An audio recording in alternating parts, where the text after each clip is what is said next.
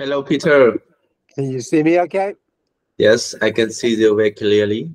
Have you watched the film, the movie Oppenheimer?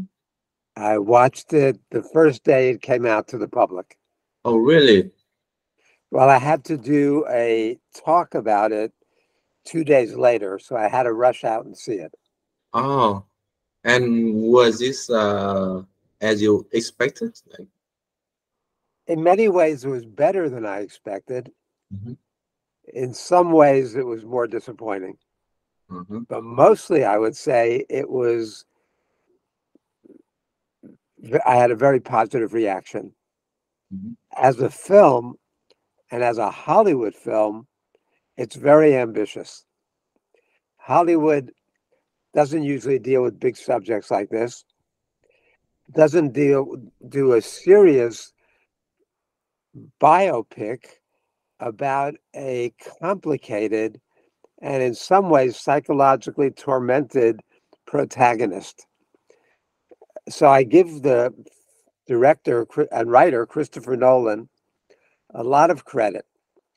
He took the book by my friends Martin Sherwin and Kai Bird and brought it to the screen. Other important directors had commissioned it before that, really, uh, had optioned it. And even my friend Oliver Stone read it and thought about it and said he couldn't figure out how to do it. Oliver, who is a great filmmaker and has made some very interesting movies about Vietnam, Oliver was very praiseworthy and laudatory of the Nolan film. He thinks that Nolan figured it out and did it in a way that really worked. He has disagrees with some of the historical interpretations, but as a movie, I think it's a great achievement. I think the directing is good, the editing is good, the cinematography is good, the acting is excellent, and the writing is terrific. So I think it's a very important film, and I'm very happy about it. But there are certain things that I would have done very differently. mhm. And what is the difference between Oppenheimer in the film and Oppenheimer in history, uh, from your opinion? Oppenheimer in the film is a more sympathetic character in many ways than Oppenheimer was as a historical figure. Has the film opened yet in Vietnam? Yes, it's a big success in Vietnam, I think.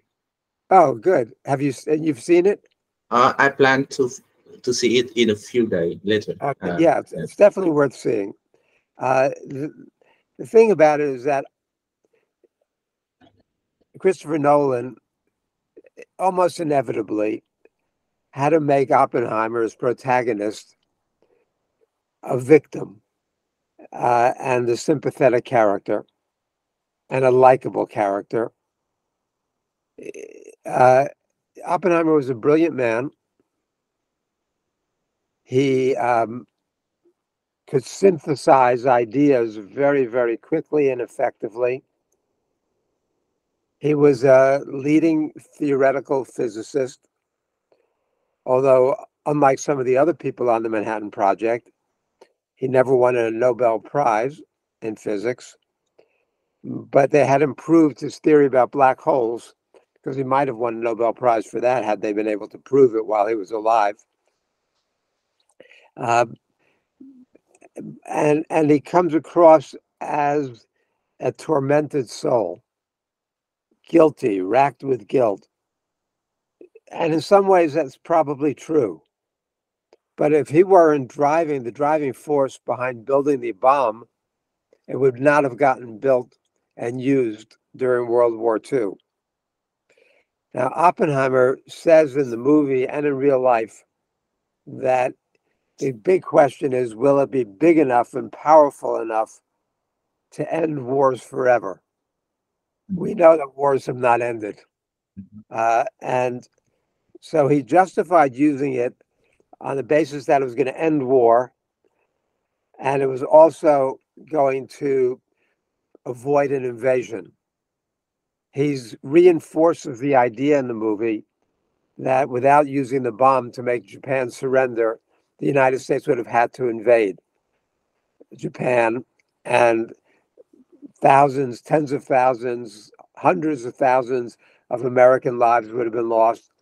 And Truman later says millions of Japanese lives would have been lost also. So the movie reinforces the basic myth, the basic lie at the heart of the American empire, that the atomic bombs were not only justifiable, they were necessary, and they were moral, because they actually saved millions of lives. That's a lie. The movie reinforces that lie. The movie has Oppenheimer's character saying that. The movie has Secretary of War Henry Stimson saying that. The movie glosses over the scientists who were opposed to using the bomb, who said that it was not necessary, that the war was already over, the Japanese were trying to surrender, that it was going to lead to an uncontrollable arms race between the United States and the Soviet Union, and what could possibly bring down the fall of civilization. They knew that. Oppenheimer knew that on some level. The movie shows a lot about the May 31st, 1945 meeting of the Interim Committee. And at that meeting, in reality, the political and military leaders asked Oppenheimer what's coming down the pike in the future. And Oppenheimer said within 3 years, we'll likely have weapons between 700 and 7,000 times as powerful as the bomb that wipes out Hiroshima. They knew what they were doing. They knew what the future was going to be, and they went ahead and did it. Even though we now know that at the time, the United States had 8 5-star admirals and generals, 7 of whom are on record saying the atomic bombs were either militarily unnecessary, morally reprehensible, or both. Admiral Leahy, who was the chair of the meetings of the Joint Chiefs of Staff and was Truman's personal chief of staff, said that the use of these weapons against a thoroughly defeated Japan put us on the level of the barbarians of the Dark Ages. Eisenhower was opposed. MacArthur was opposed. King was opposed. Hap Arnold, Nimitz, Bull Halsey. They were all opposed. They knew the bombs weren't needed. The Japanese were defeated and trying to surrender. Truman knew it too. Truman says that he went to Potsdam and had lunch with Stalin on July 17th. And Stalin assured him that the Soviets are coming in on schedule 3 months after the end of the war in Europe, which means right around August 8th or 9th. And Truman goes back after the lunch and writes in his journal, Stalin will be in the Jap war by August 15th. Finny Japs when that occurs. He writes home to his wife Bess the next day. The Russians are coming in. We'll end the war a year sooner now. Think of all the kids who won't be killed. Truman refers to the intercepted July 18th telegram, the Japanese telegram, as the telegram from the Jap emperor asking for peace. So the American leaders all knew the Japanese were defeated. They knew the bomb wasn't needed. They knew it could start an arms race that could lead to mutual annihilation. They knew it was opening the door to an era of unbelievable destruction. And they went ahead and did it. And I argue that they did it because they wanted to send a message to the Soviet Union that if the Soviets interfered with America's plans in Europe or the Middle or in the Pacific, this is what they were going to get, and worse. And that's exactly how the Soviet leaders interpreted it, because the Japanese had made a decision in May to ask the Soviets to intervene on their behalf to get them better surrender terms. The U.S. was demanding unconditional surrender. What did that mean? The Japanese thought of the emperor as a god. MacArthur's Southwest Command issued a report in July that said the execution of the emperor to them would be like the killing of Christ to us. He said all the Japanese would fight to die like ants. American leaders knew the Japanese would not surrender unconditionally, but they knew, and the American intelligence had been saying for months, that That's right. Three frogs No barking in the problem. background. No problem. So